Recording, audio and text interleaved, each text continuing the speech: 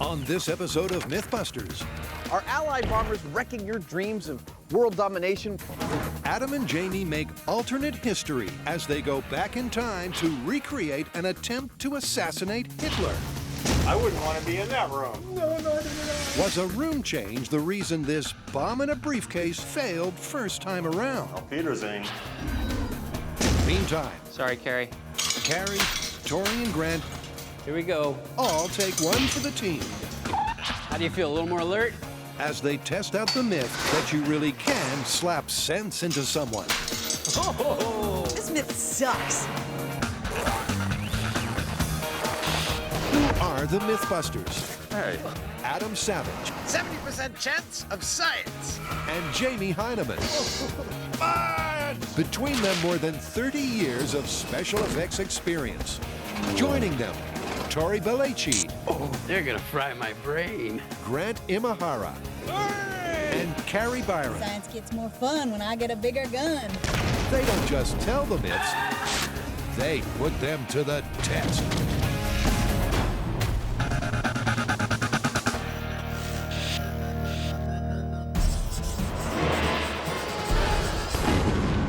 In 1944, a plot was hatched to kill Hitler, and the operation was successful enough to actually get a briefcase full of explosives into a room with Hitler and detonate it while Hitler was in the room. Okay. But the operation was a failure because Hitler did not die in that blast. So what went wrong? Here's the wrinkle. The meeting was originally supposed to happen in a closed underground bunker, but at the last minute, the meeting place was switched to an above-ground room with open windows, and conventional wisdom holds that that same blast would have killed Hitler if it had happened in the closed bunker room. Nice. A little blast from the past, so to speak. The venue was Hitler's East Prussia headquarters, Wolf's Lair. The would-be assassin was Colonel Claus von Stauffenberg, and his weapon of choice was a bomb in a briefcase. But late in the day, the meeting was moved from a fortified bunker to a conference room above ground with conventional doors and windows. 4 people were killed in the blast, but Hitler survived with just minor injuries. There are dozens of theories about what went wrong, but the biggest is that it was the change of venue that turned the bomb from lethal to survivable. So this myth is a tale of 2 rooms. So the question here boils down to whether or not an explosion going off in an enclosed space is inherently more deadly than one going off in an open space, right? Exactly. Where do you think we should begin? Well, let's do some research and then start small and work our way up. Perfect. History books are helpful, but Jamie's gone the extra mile and sourced actual Nazi photos of the damage incurred in the blast of July 20, 1944. What all these photos of the Situation Room tell me is that the blast was actually quite severe. And given the fact that Hitler was standing here when the bomb was right nearby, and 4 people actually did die from the blast, Hitler really narrowly escaped death. While Jamie pores over the details, Adam pours paint in a tub full of water. It's a simple experiment that should show what happens when shockwaves are contained or released. All he needs now is 2 model rooms. Now, why is the conventional wisdom that the explosion that did not kill Hitler in the room with windows would have killed him in the bunker? I'm hoping to tease out the reasons for that thinking with this visualization. Before me, the 4 walls of the bunker. I'm going to drop this little weight into the center. Let's see what happens. Let's look at the high speed. The idea is that the ripples or waves of water behave much like a percussive blast through air. Awesome. My visualization of waves in an enclosed room worked just the way I hoped. You can see the waves traveling out from the weight that I dropped, hitting the walls, and then bouncing back. They've got nowhere to go. Now, to see if throwing open a few windows really makes much of a difference. All right, so this is my situation room. Each of these spaces is an open window. Here is my bomb. Let's see what happens. Perfect. The high speed confirms what Adam suspected. That is so cool. Give a wave half a chance to escape, and it takes it. So what can we surmise from this? We can clearly see in the closed room the waves are contained. They do not escape. And we can see in the open room with windows that the waves totally get out. So it looks like there's some science to back up the myth. Back at Allied headquarters, Jamie's now gotten his hands on the official Gestapo report of the bombing. Upper pressure wave destroyed the Situation Room to a large extent and exited through windows and doors as well as through partition walls. Points of impact of metal fragments not detectable, but splinters of wood and leather fragments are embedded into the wood. The Führer suffered only slight injuries, although in the immediate vicinity of the center of the explosion. So the facts and the photos are all duly noted for future comparison. Now you'd have to agree that it's high time they blew something up.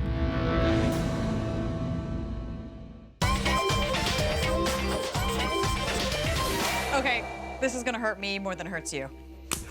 Oh, you're right. That did hurt. Ow! What was that for? I'm preparing you for the next myth, which is that you can slap sense into someone. Oh, no. Oh, yes. The idea is that if someone's in a state of confusion or shock, by slapping them, you can get them to focus, hone in their senses, and perform better. It's a familiar scene from old school Hollywood. Someone flips out, a good sharp slap brings them right back around.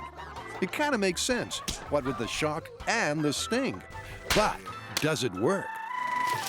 When I think about this saying, I think about someone who's hysterical, who's on the edge of panic. How are we going to induce panic in each other? I'm not sure we have to. I mean, I'd like to talk to a trauma expert and find out if there's a way to inhibit the brain, something similar to panic, but a lot easier to achieve. All right, but as far as the testing goes, the pre-slap and the post-slap test, they have to be a decision-making test, because we're not testing IQ here. We're testing how you make decisions under pressure. Exactly. Totally agree. First up, Carrie takes counsel to learn how the body responds to a smack in the chops. So what do you think of the myth that you can slap sense into someone? Well, multiple things happen simultaneously, Carrie, with the intense stimulation. You have a signal going from your face to the brain, which then sends a signal to the adrenal gland, which secretes epinephrine. This triggers the fight or flight reflex. You get an immediate blood flow increase to those vital organs. Your eyes widely dilate, so you get clear and increased vision. So you're ready to make a decision. You could think clearer, and you could fight or you can flee.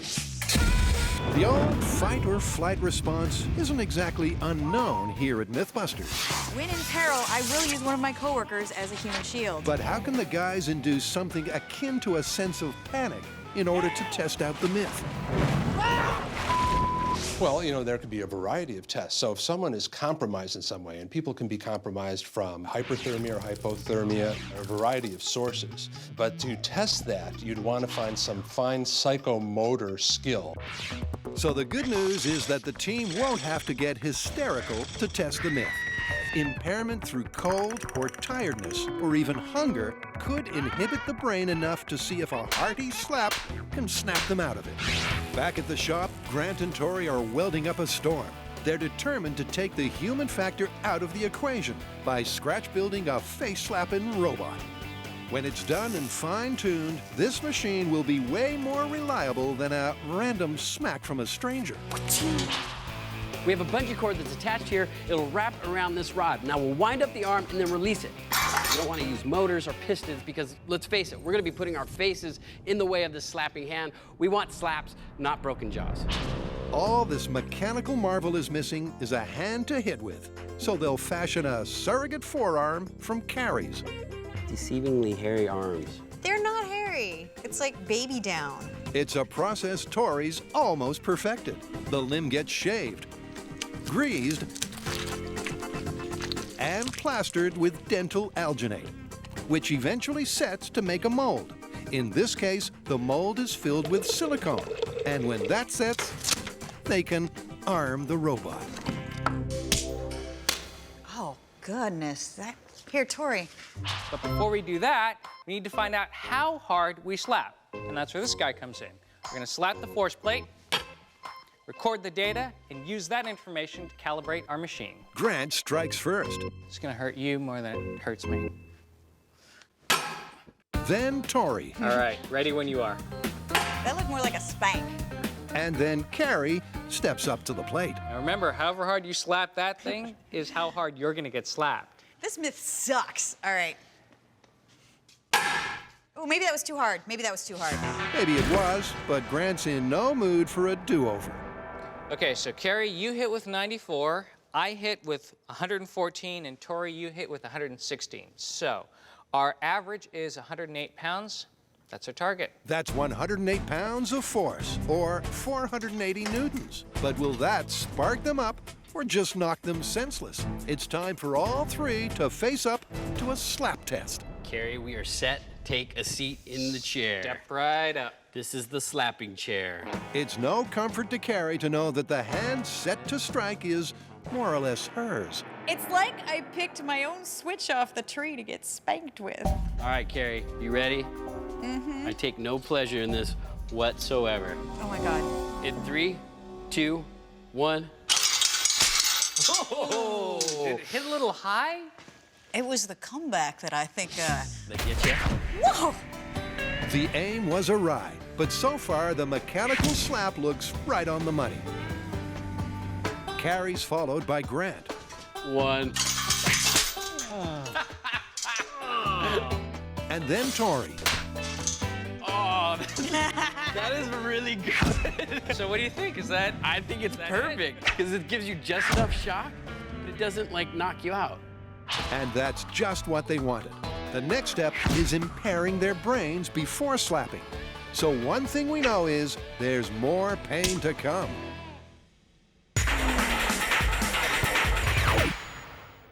In Valkyrie Boom, we've seen that a sealed room should contain and enhance an explosion better than a room with windows. Now they're ready to do it for real in small scale. Now, in order to test this in small scale, I need 2 rooms.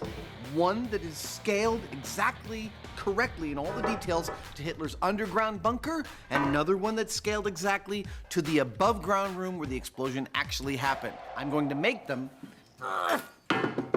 out of 1/2-inch steel plate. They're gonna be nice and heavy, and in this way, I won't be blowing them up. I'll just be seeing the difference in the propagation of the shockwave between the two.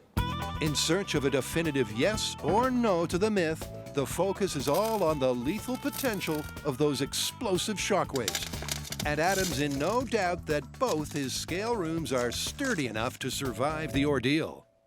I gotta tell you, this is the heaviest scale model I've ever built. Come on in right here. Now, there's no question that blowing stuff up is best done outdoors. And you know it's a big day on the bomb range when explosives experts Frank Doyle and J.D. Nelson are both there to help out. Today's aim is simple: to compare the percussive power of identical charges in each of the rooms.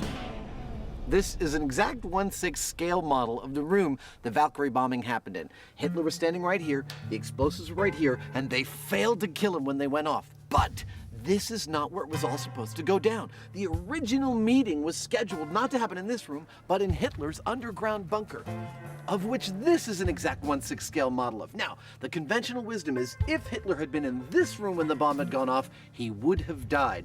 That's what we're here to find out. When we set off an explosive, other than shrapnel, the thing we're worried about is known as a pressure wave.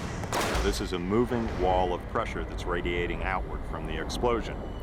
What kills is an increase in that kind of pressure that somebody experiences when they're near a blast. Now, the question we're trying to answer is that if we set off an explosive in an enclosed room like a bunker, will we contain that blast and see an increased amount of pressure and therefore an increased lethality, more so than what we would see in an open room like a conference room where the pressure can escape through windows and doors. The business end of our testing today will be performed by this, a pressure transducer. This will be placed at a precise distance from the center of the blast, and it converts the mechanical energy of the blast shockwave into an electrical impulse which will allow us to carefully measure and compare the 2 blasts we're doing today. Providing the boom for both rooms is a blasting cap.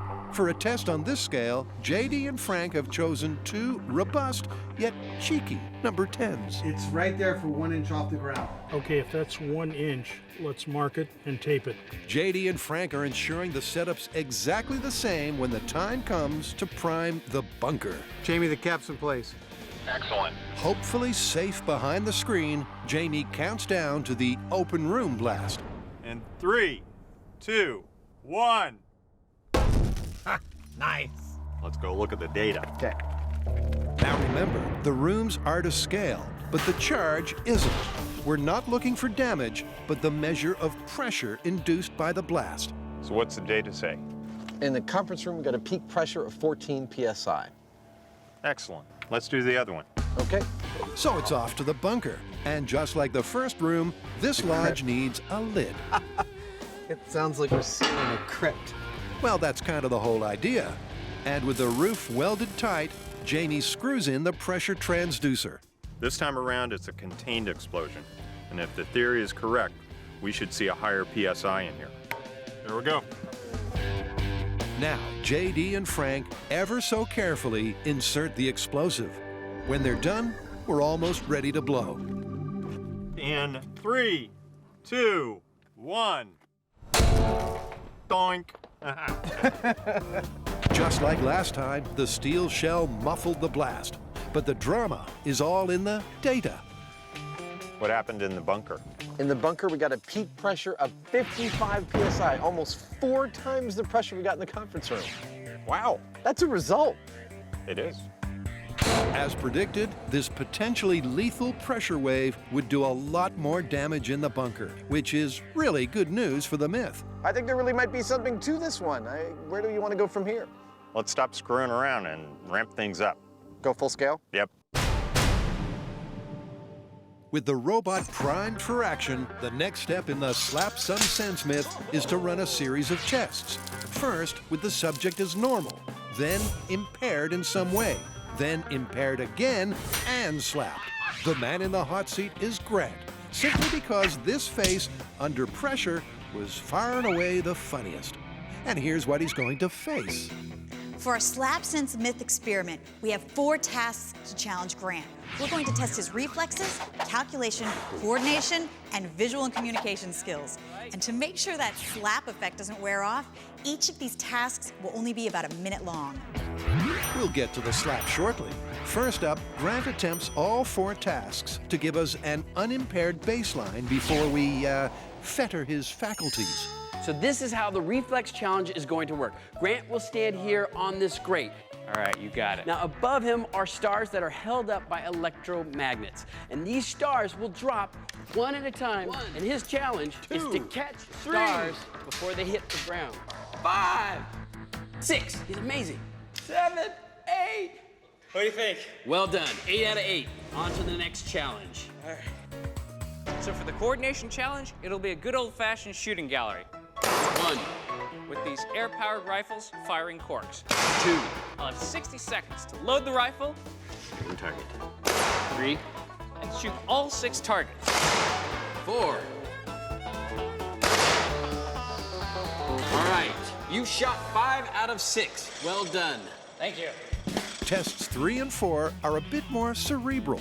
First, a communication challenge as he and a blindfolded Tory try to replicate a pattern. 2 tips of the triangle stitch. Okay, and we're done.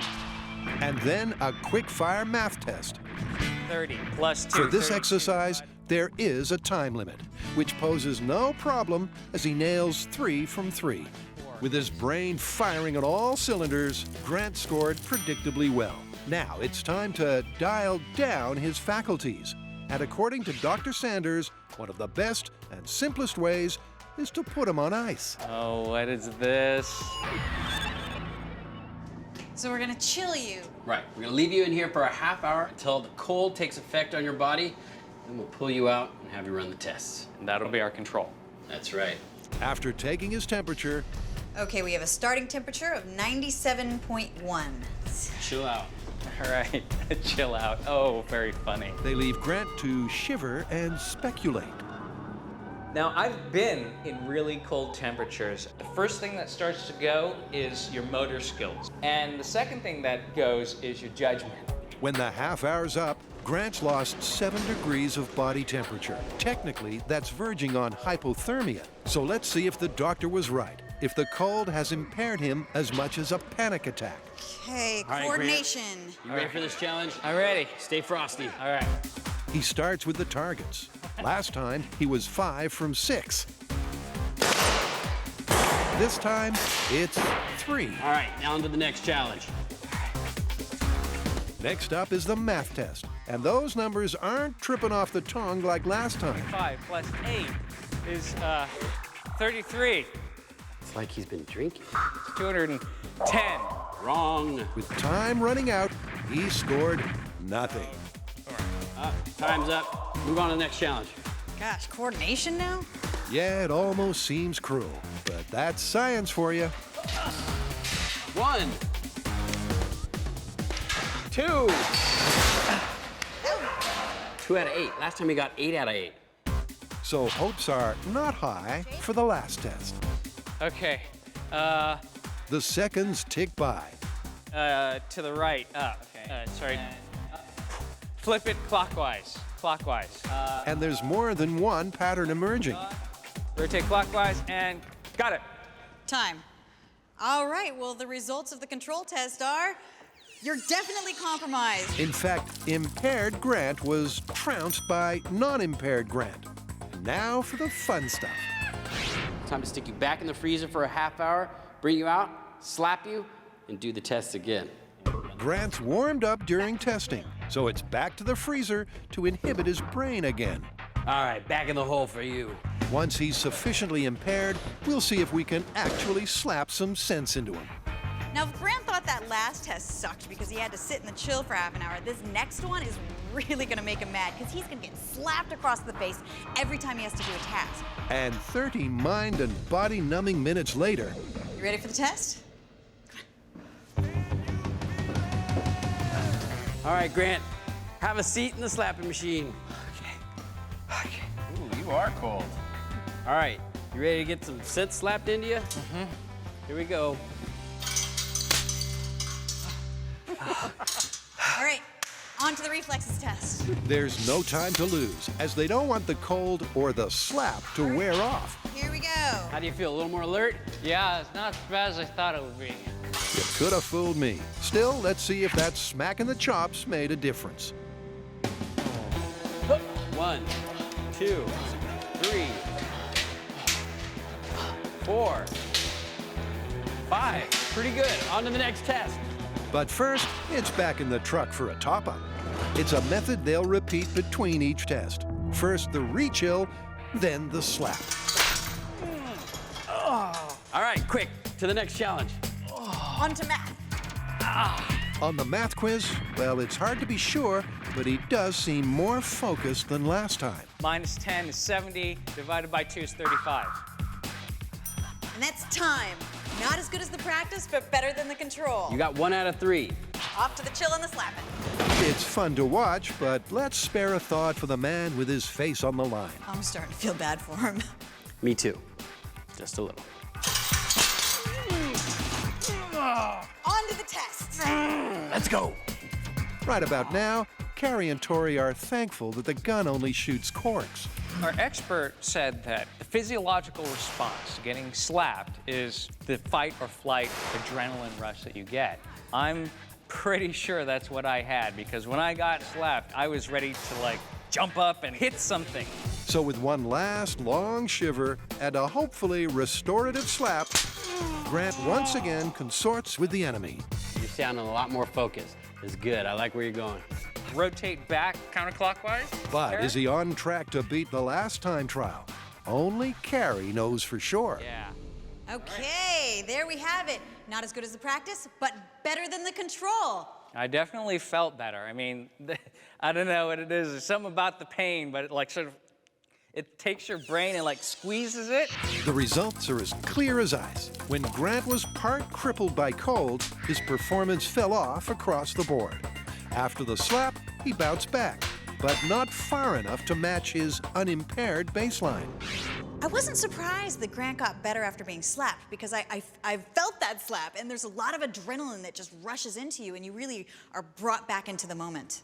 I have to say that I am starting to believe that there's something to being able to slap sense into someone.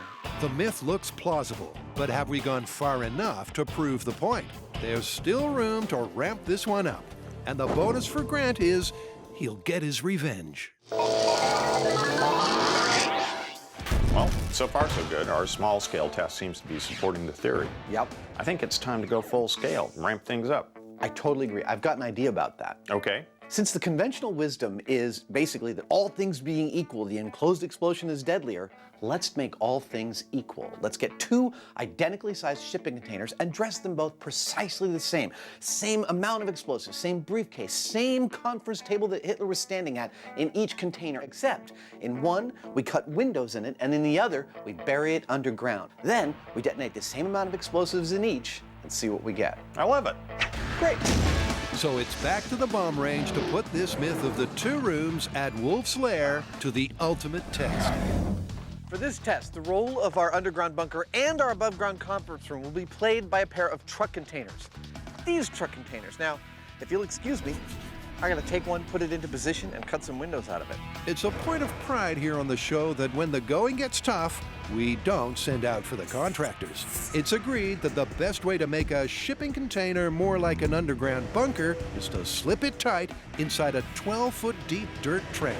And Jamie's the man for the job. Now that we've covered care and feeding of the Heinemann, it's important to talk about stimulation. The Heinemann is never happier than when the Heinemann is simply digging a big hole.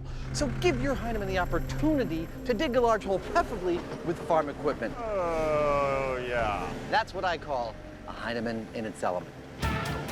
Now, let's see a savage in his. Hauling the soon-to-be Situation Room to its last resting place is a delicate operation. That container weighs 2.5 tons, but Adam drops it pretty much on a dime. That doesn't look bad. I mean, it's not gorgeous, but not bad, it's pretty good. Well, there's still time enough to spruce up the old place. Item number 1 on the job sheet is to mark up and carve out some windows. Oh, that's nice. That just opens the whole place right up. Okay, so we can all give thanks that this man never became a dentist. But you have to admit, he gets the job done.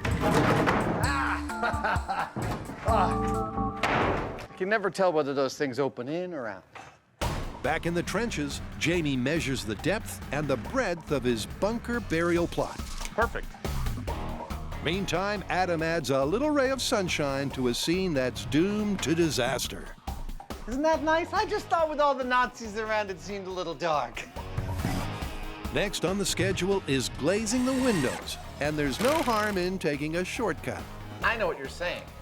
You're saying, Adam, I'm pretty sure the Germans had more sophisticated window technology than duct tape. And I agree. That's not what this test is about, though. This is a purely relative test, testing an explosion in an enclosed space versus an open space. This is literally window dressing. So with the stage kind of set, let's turn to the props. The first thing they need is a conference table, ×2. Well, this may look like one giant table. It is right now, but soon we're gonna cut it in half and make 2 testing tables out of it. Back in the shop, Adam bent over backwards to build a near-perfect copy of the table destroyed at Wolf's Lair.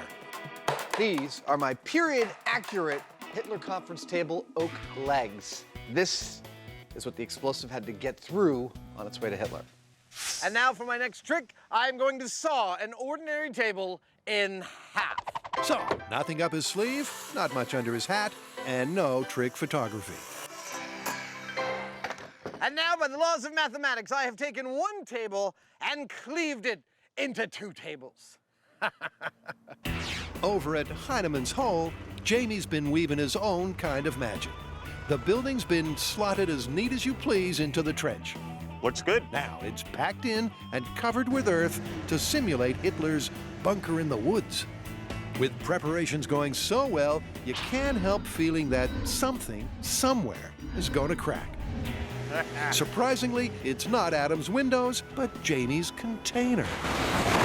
Oh! It's just what you don't want to hear at the end of a long day's labor. I just heard it crunch. Oh, no. Have we opened it up yet? No. Oh, criminy. That would suck. And that would be an understatement. Oh. You hear that? Yeah. I don't want to go in there. No.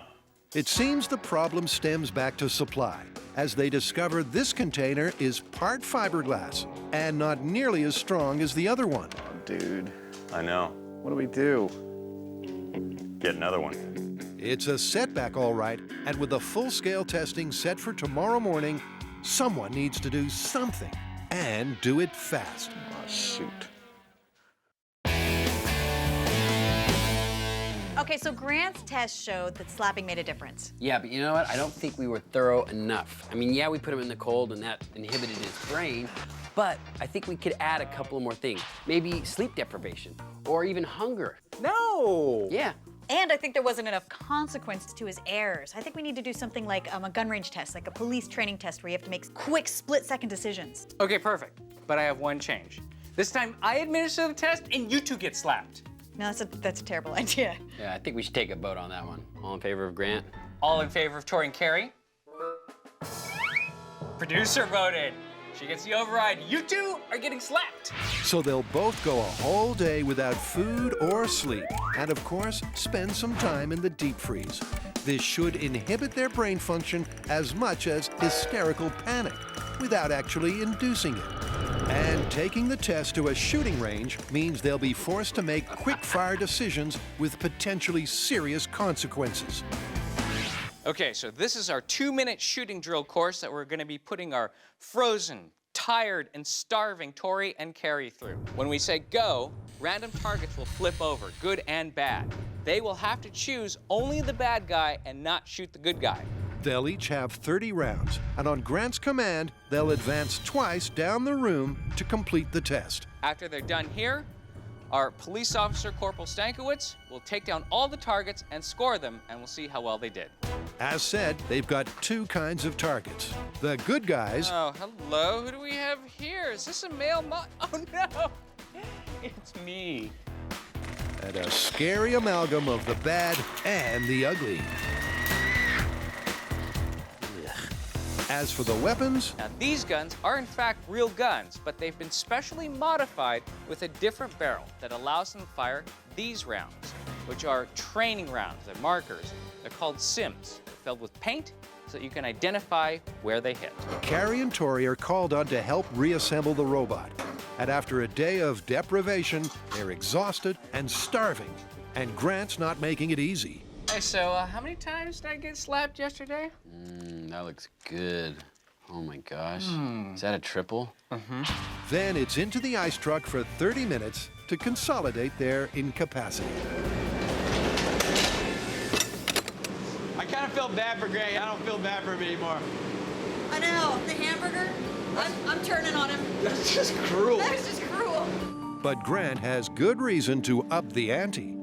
As far as this experiment goes, there's a big difference between being just cold and being cold, tired, and hungry. Because if you're running around and you're cold, you can get warmer. But you can't get less tired without sleeping and less hungry without eating something.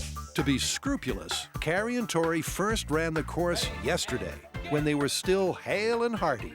They both fired 30 rounds and missed just once. So that's our uninhibited baseline. Now it's time to find out just how impaired they've become, starting with Carrie. Eyes on. Pick up your firearm. I am really tired from tensing. I am freezing cold. I am starving. Ready. And begin. I think I'm getting a headache.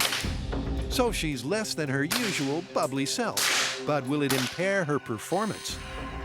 Going through the course was a lot harder than I thought it was going to be because I was shaking so much that I couldn't hold my gun straight, and it's like I can't concentrate. There's just my head is tired. I can't focus.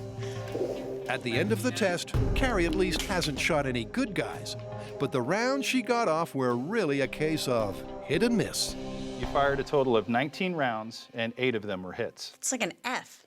Yeah, but bear in mind, I mean, you were tired, hungry, and cold. You're supposed to be impaired. Mission accomplished. All right, let's go get Tori. Hungry, tired, and chilled, not in a good way, Tori takes up the challenge. Being inside that freezer truck was miserable. My fingers are getting numb. I'm starting to shiver. I can feel my muscles tightening up, just to stay warm. And I'm thinking to myself, if I can't even feel my fingers, how am I going to feel the gun in order to pull the trigger? Reloaded. Ollie does get to grips with the gun, but just how many of those paint-filled bullets have hit the targets? He had a bad day. Okay, John, so how did Tori do? He did really well. Not only did we get all of the shots on target, but he grouped them together very well. Now, on the overall course, how did I do? Well, we counted them up. You didn't hit any of the good guys. You got off 24 rounds, and we had 21 hits. There's not much in it, but just like Carrie, he did worse when affected by hunger and cold and no sleep for a day. Now we're ready to find out once and for all if a slap makes a difference. Yesterday did not end well for Adam and Jamie. Oh! But with a new up-to-code container secured and currently being reinstalled, it's all back on track. That gives Adam a chance to explain his amazing design for the real stars of the show. A pair of high-tech faux Führers. In any explosion, there's pretty much two things that are going to kill you. One is the pressure wave, and two is the shrapnel. And we'll be measuring both using this big block of urethane foam. This will in fact be our Hitler standing at the conference table, and it will have a pressure transducer placed in the center of the chest, front and back, to measure the blast pressures coming off the explosion. And because it's a big block of foam, it is ideal for measuring the shrapnel injuries that might have been sustained, because any piece of wood, any splinter that flies off this explosion is going to stick right in this foam and give us a really good idea of the kind of injuries that Hitler might have sustained. For Adam's design to work properly, the sensors and the wires need protection, hence the two metal plates. If all goes to plan, the chest sensor will measure the initial blast wave of the bomb, and the back sensor will register shock waves that reverberate off the wall. All right, I think our shrapnel collectors are ready for testing.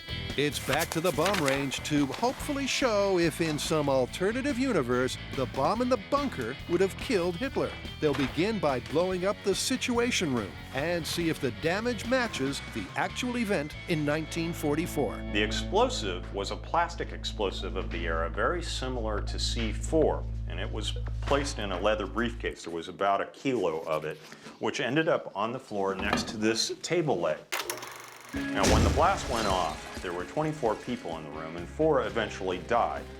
Hitler sustained splinters to his leg, he had a broken wrist, and he had a perforated eardrum. That's the situation we're going to test. Once again, for our full-scale control test, we'll be using these same PCB transducers to read the exact PSI of this blast. Our Hitler foam cutout has one mounted both in his front and his back, and they will transmit the data from this explosion all the way through their wires to David at his computer. When it's over, David Harding from National Instruments should have the definitive data. But just to be on the safe side, in addition to our electronic data point about the blast pressure in this experiment, we are also going to grab an analog data point with this, one of our handy little burst discs. This is set at 100 PSI, and if this bursts, it equals death. And it doesn't get much clearer than that. With all the equipment in place and checked, JD and Frank measure out an historically precise chunk of C4. 975 grams. Let's pack it up. Yeah, that's perfect. That's good to go. Inside the room, the last act of sedition is to connect the explosive to a firing mechanism in the safety bunker. Back in the day, von Stauffenberg used a timed chemical release to detonate the bomb, but the method makes no difference. There's a lot riding on the result. To validate the upcoming bunker test, they need this blast to be almost identical to the real one that failed to kill Hitler. Situation room control explosion in 3, 2, 1.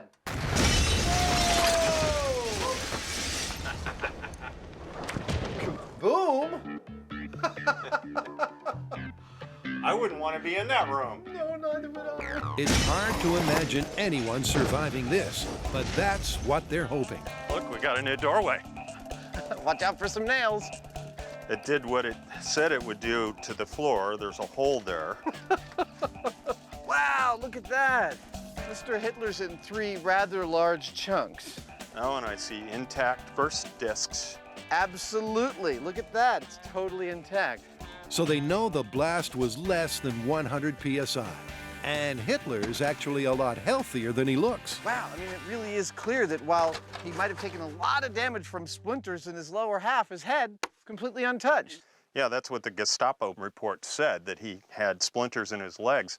But from the waist up, he's pretty well intact. Well, so that supports the burst disc, that it's a survivable blast, and we know from history that Hitler survived it, so kudos on a good control. Boom! In fact, it looks like a great control. But will David's figures confirm the non-kill? So David, what we get? We had an average of 18 psi for just over a millisecond, which is definitely survivable. I'll be darned. All of our data shows that our Hitler could have totally survived this blast, despite the fact that when we watched it blow up, we all thought, oh, crap. This couldn't have gone better. Now the question is, what will happen in the underground bunker when we contain that blast wave? A slap in the face can be painful, surprising, and downright disturbing. But can it really be used to focus your brain? I know I'm a much better shot than that. We're about to find out. With their impaired baselines already in the bag, Tori and Carrie are ready to get slapped for science. Exhausted, cold, and starving, their brain function is much like a person in panic. Sorry, Carrie. All right, good, good. How you feeling? I just got smacked. Okay. But will she improve or implode?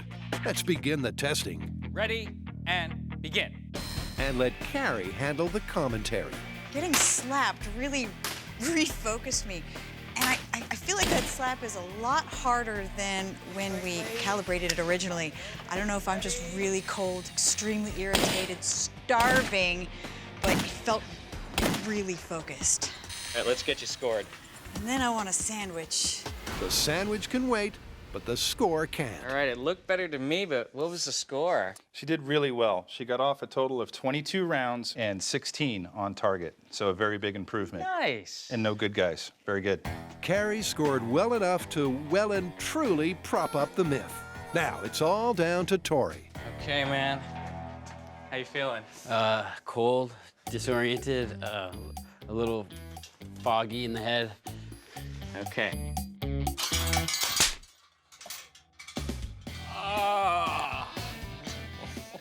All right, let's do this. Let's do this. Damn. So with barely a pause between slapping and shooting, All right, just like before, let me know when you're ready. All right, ready. Okay, and begin. Grant starts the test that will hopefully settle this once and for all.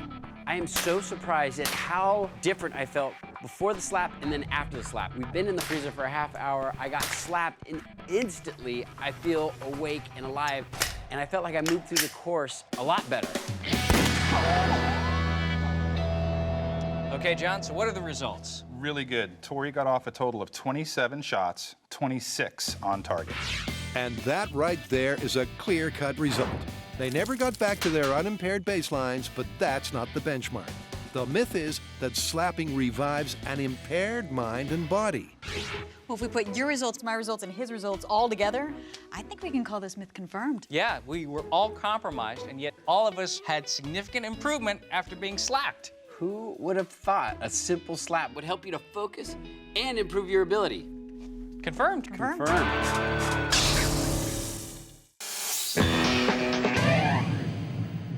Has this happened to you? Are Allied bombers wrecking your dreams of world domination with their pesky bombs interrupting your meetings? Have you considered that the problem might be that you're meeting above ground? Well, have we got a solution for you? After making their 5 easy payments, they've got the container they wanted. It's been partially buried to behave like a bunker, but they're careful to make sure the fittings, the props, and the explosives are precisely the same as they were in the last test. Thank you, sir. This is a relative test, and that means that all the variables are identical except for one. We've got the same type and quantity of explosives, we've got the same table, we've got the same dummy, we've got the same sensors, including the burst discs. The only thing that is different is the room. It's the same size, but it's contained. So when we see a pressure wave, It doesn't have anywhere to go. Well, Petersing, I think that just about do it. Everything's buttoned down? Everything's buttoned down, all the sensors are in place. You think we're gonna kill Hitler this time? Yes. Ah, cool. Well, let's seal it up. The closest thing they have to a weak point is the front door. So Jamie, perhaps recalling his days building the Transcontinental Railroad, decides to buttress the bunker with railroad ties. Now, to briefly retread the trail of destruction that brought us to this epic moment. Now, we know from our small-scale testing that a confined explosion will yield a higher blast pressure than an unconfined explosion. And in our full-scale baseline, we exactly replicated the actual attempt on Hitler's life and showed that it was completely survivable. But would anyone stand a ghost of a chance in an underground bunker with close to 1 kilo of high explosive?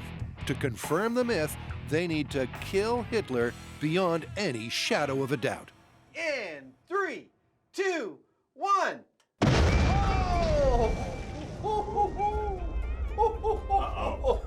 I think the doors are open.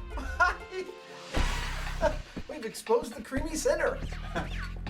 Well, the bunker still looks intact, though. It does. Let's approach it gingerly. The bomb blew the sleepers 150 feet, so it's no surprise that inside it's a train wreck. But there's one more shockwave to come. Dudes, the first is totally intact. Wow. I would not have called it. Look at this place. It does look like the guys have blown their deposit. Look at the devastation here. There's nothing left in here but splinters. But the crucial stats on survivability rest with David. What'd we get? We got an average of 30 PSI for just over 1 millisecond. That's it? That's it. It was survivable. I'll be darned. It's pretty close to an unbelievable result. While a pressure wave as low as 15 psi could be lethal, it would have to last for at least 30 milliseconds. And this blast didn't come close. People ask us all the time if we come up with results on the show that surprise us. And here is actually a fantastic example. We are gobsmacked. We went into this explosion pretty much feeling guaranteed that Hitler was going to die, and all of our data shows the opposite, that this was a survivable blast. Now, I hear what you're saying. You're wondering, oh, is your bunker actually the same size as Hitler's bunker? No, it's smaller. Hitler's bunker was bigger than this, which means that if the blast had happened in Hitler's bunker, the blast pressures would have very likely been even lower, making that blast even more survivable. That was surprising, huh? Totally surprising. I was convinced that Hitler was going to die. Let's go. They should have used more explosives. That's your answer for everything. And I love these results. If you were standing where Hitler was in relation to the blast, you would have survived whether that blast occurred in the bunker or in the Situation Room. Yeah, the myth that Hitler only survived because of the change of venue is totally busted. Totally and completely busted. Now, if the bomb had been at his feet, as was the original plan, we might have a completely different story. The placement of the bomb, the quantity of the explosives, much more important than the room. Yeah, I just love the counterintuitive conclusions. I do too.